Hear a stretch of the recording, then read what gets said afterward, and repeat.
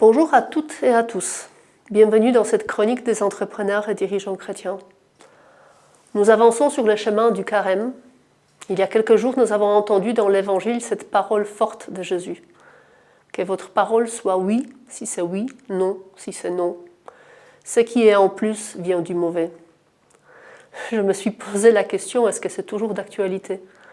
Dans notre monde contemporain, où le langage est souvent édulcoré par les politiquement corrects ou les formules dites inclusives, cette parole peut sembler radicale.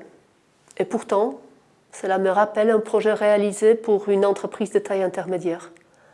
Un de nos clients, un groupe qui avait connu de beaux succès, faisait face depuis plusieurs mois à des résultats en baisse. Pourtant, chaque mois, l'équipe se rassurait, le prochain sera meilleur.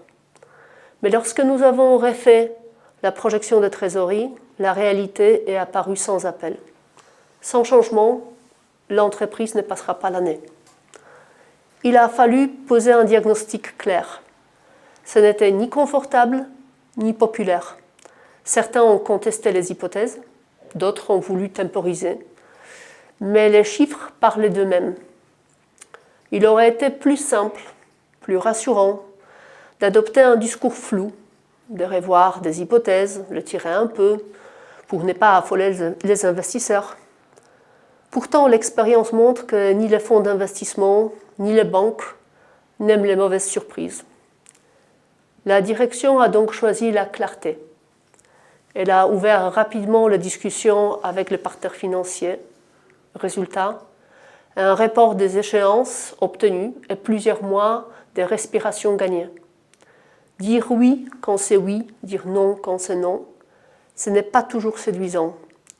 Cela dérange parfois, mais c'est ce qui permet d'avancer, de décider, de construire sur du vrai. Le reste, souvent on retarde et affaiblit.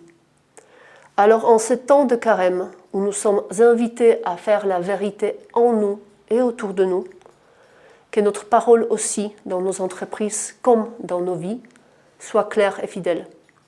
Bon chemin vers le Pâques à chacune et chacun de vous. Merci.